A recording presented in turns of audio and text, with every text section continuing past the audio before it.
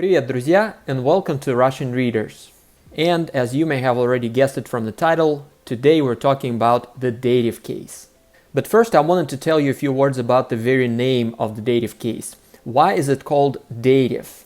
The name of this case actually comes from the Latin verb which means to give. So literally dative case means the giving case, and that's basically its meaning in all the languages that you may encounter dative case in, Latin, German, Russian. It's all going to have to do with giving. And the reason it's called the giving case is because the verb to give actually is probably the most common verb that is used with the dative case. And this actually takes us to the meaning, the primary meaning of the dative case, which is indirect object. And if you have already seen our video on the accusative case, you must already know what the direct object is, right? Which is the primary meaning of the accusative case. So again, the dative case is the indirect object, right? So what is the difference between the direct object and the indirect object? And the verb to give is actually going to help us see this difference, right? So if you're giving, right, if you perform the action of giving, you can give something, some object, and then you can give it to someone, right? To usually a person, right? So in other words, you give someone something, or you can also say you give something to someone, right? So the object of your giving, the actual object that you give off to someone, is going to be the direct object, right? Because you literally perform a direct action to that object, right? You act upon that object, you literally pick it up and you give it to someone, right? So that's your direct object. And then the person that you're giving it to is going to be the indirect object, because that person is going to be indirectly affected by your action. So you're not doing anything directly to that person, right? But rather you're doing something that person somehow is indirectly affected by. So let's look at this example. I gave the dog water, right? I gave the dog water. You can also say it in English as I gave water to the dog, right? Either way, it has the exact same meaning. So in this sentence, I is of course the subject, gave is the verb or the action, right? And then water is going to be the direct object, right? Because it's the object that you directly act upon, right? You do something directly to the water, right? You pick it up or you pour it, right? And then you give it to someone, right? And then the dog, or to the dog, right, is going to be the indirect object, because you're not doing anything directly to the dog, right? You're not really even touching the dog or anything, right? You simply give something to the dog, so the dog is the recipient or the beneficiary of sorts of your action, right, indirectly. So the dog is going to be the indirect object, and it's going to be put in the dative case. Like, for example, if you were to give the dog to someone, right, as an object. So instead of saying I gave the dog water, right, you would say I gave the dog to my wife, for example, right? I gave the dog to my wife. Then the dog becomes the direct object, because you literally pick up the dog and you give the dog to someone, right? So in that sentence, I gave the dog to my wife. The dog would be the direct object, and then my wife would be the indirect object, right? But again, if we give something to the dog, right, and we say I gave the dog water, then the dog is the indirect object, and the water is the direct object, right? But again, in English, in both cases, you could say I gave the dog to my wife versus I gave the dog water. So literally, I gave the dog sounds exactly the same, right? But from the Russian perspective, they would be two different types of objects and two different cases.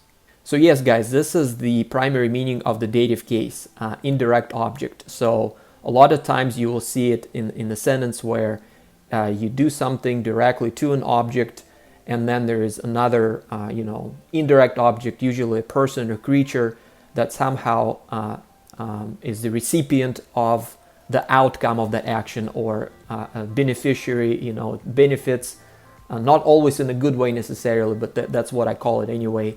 Benefits from that action and is indirectly affected by that direct action. And English does not have grammar cases, as you know. So in English, usually the dative case would be expressed through prepositions to or for. So you do something to someone or for someone, right? But in Russian, again, you're not going to have a preposition. You're just going to put your noun in the dative case. So besides give, which in Russian, by the way, is dать, what are some other verbs that you will see commonly used with dative? So a few other common verbs that you will see used with dative and that I will use in this video are, for example, подарить, which means to give something as a gift. We have a specific verb for it. In English, you could translate it as to gift, right? Then сказать, to say or to tell someone. Купить, to buy. Звонить, to call. So you can see that all of these verbs, right, to give, to buy, to say, to call, to recommend, we can use them all with a recipient, right? With a person, we can do all those things to or for a person. And of course, all of those verbs can and will oftentimes have direct objects, right? We can buy something for someone, we can give something as a gift to someone, right? We can say something to someone, right? We can recommend something to someone. So all of those verbs may have direct objects, well, except for call, right? We can't call. If we call someone on the phone, usually there would not be a direct object.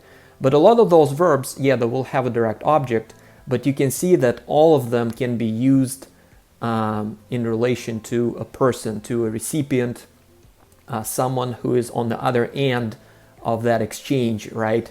And someone who is not, again, directly affected by it, but somehow indirectly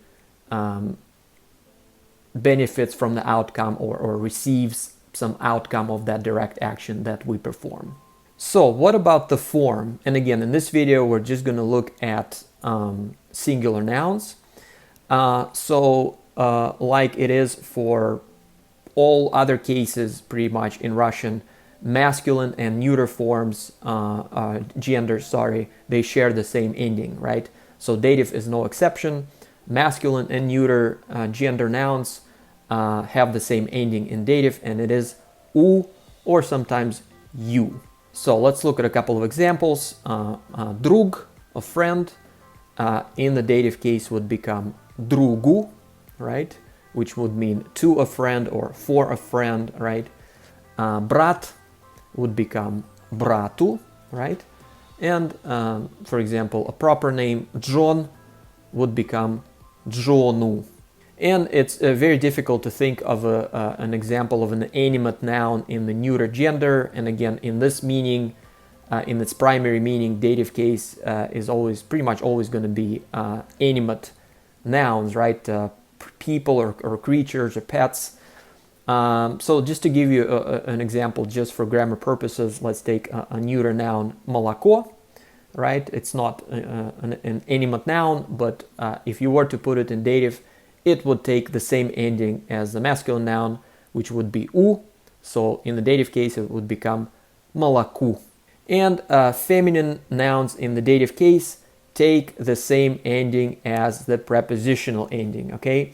If you remember, nouns of all three genders in the prepositional case take the same ending, yeah, right? You can watch our video on the prepositional case if you haven't seen it. And I don't know if it's helping you or maybe confusing you more, but feminine nouns in the dative case take the exact same ending as the prepositional nouns in feminine or all other cases, right? Which is yeah. Let's look at some examples. Mama will become mamia, which would mean to one's mom or for one's mom, right? Жена would become жене, the wife, right? To the wife or for the wife. And a proper name, for example, Irina, right, would become Ирине if you do something for or to Irina.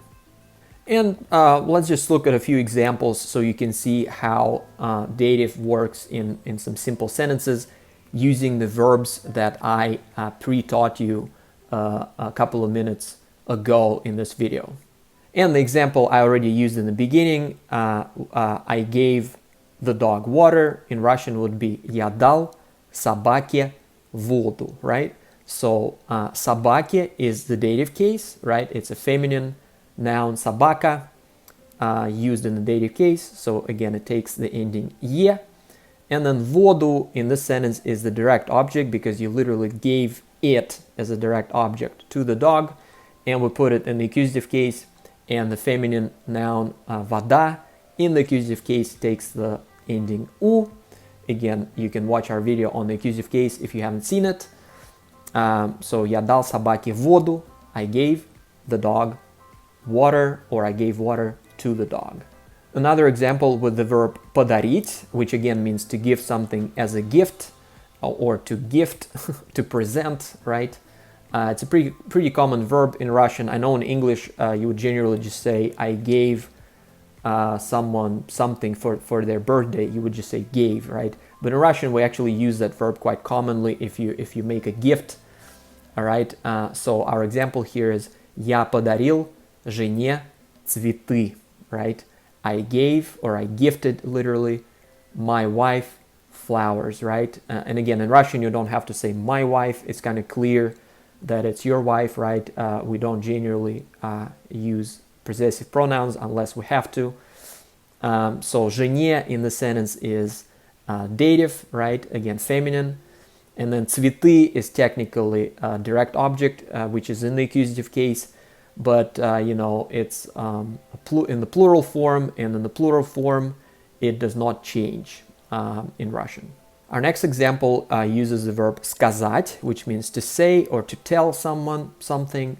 And our example is Michael сказал другу привет, right? Michael said to his friend, or told the friend hi, right? Michael сказал другу привет, right? So другу, again, in this sentence, is dative, of course. It's a masculine noun. Друг, which takes the ending "у" in the dative case. Our next example uses the verb купить, which means to buy. So Marina купила сыну книгу. All right, this looks very interesting because both our objects have the same ending "u," right? But if you know your grammar, you know that, well, of course, the sentence means Marina bought for the son a book, or in English you would say she bought her son a book, or she bought a book for her son, right? But сыну, of course, is a masculine noun used in the dative case, which, as you know, takes the ending "у," right? Сын becomes сыну. And then книгу is a feminine noun in the accusative case, which is the direct object in the sentence. So книга becomes книгу in the accusative case. That's why they both have the same ending, but it's completely different. They're different cases, they're different genders. So it's just a coincidence. Our next example is with the verb звонить, which again means to call on the phone, right? To call someone on the phone. Андрей звонит маме каждый день, right? Andrei calls his mom every day. So mama is a feminine noun, which in the dative case here gets the ending, takes the ending "е," маме, to his mom, or he calls, in English you would just say he calls his mom, right? Again, he does something that, I could see how you could think, I can see how you could think it could be a direct object, right? He calls his mom, right? But again, he's not doing anything directly. He just performs some action that his mom somehow just gets the outcome of, or is indirectly affected, right? He's not, hugging his mom. He's not, I don't know, he is not seeing, literally, maybe he sees his mom, right? He calls her. So she just picks up the phone. It's considered an indirect object, right, in this sentence.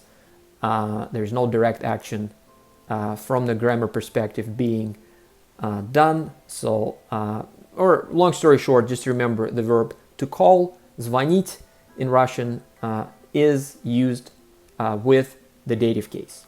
Okay guys, and the last thing we're gonna do is I'm gonna give you a few examples so you can try forming the dative case yourselves, right? So let's get started.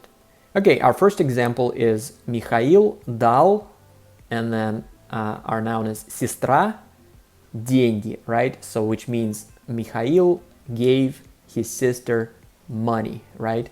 So he gave money to his sister, so the word sister is in the dative case. So how would you put it in the dative case? And as always, I'm going to be giving you the answer in just a few seconds, so be sure to pause the video if you need to think a little longer. But the answer to this example is, of course, сестре, right? Сестра is a feminine noun, so in the dative case, it takes the ending ye. All right, our next example, Natasha told or said to her friend, her female friend, what the time is, right?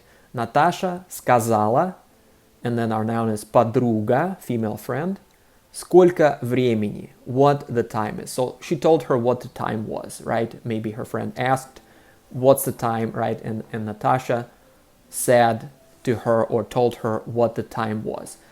So how would you put the word подруга in the dative case? And of course the answer is подруге, right? Because it's a feminine noun. So in the dative case it takes ye. So Natasha сказала подруге сколько времени. Okay, next example. I gave or gifted literally my friend or a friend a bicycle, right?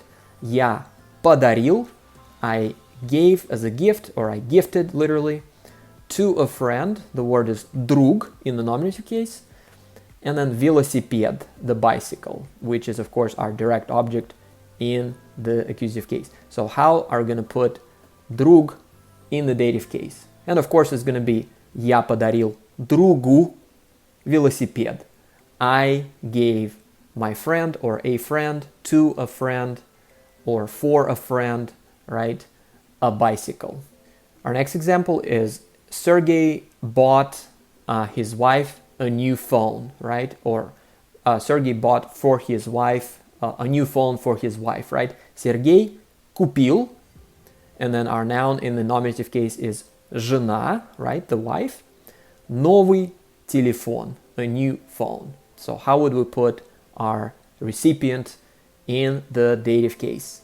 Of course, it's going to be жене, right? To or for his wife. It's a feminine noun, right? Сергей купил жене новый телефон. And of course, новый телефон is in the accusative case, it's the direct object. But again, it does not change because it's a masculine noun. So it looks exactly the same as its nominative base form. And our last example, Irina calls Alexander every day, right?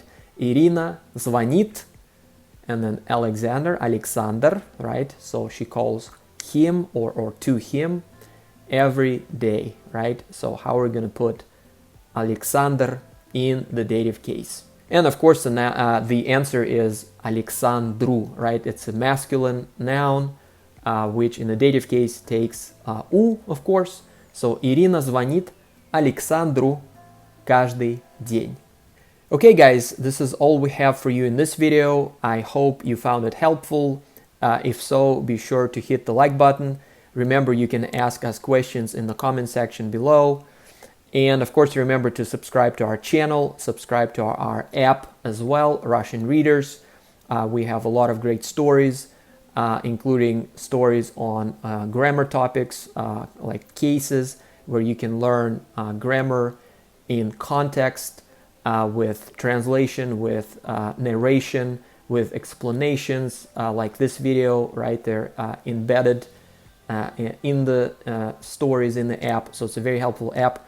Be sure to subscribe. Thanks for watching, and I'll see you guys next time. Спасибо и всем пока.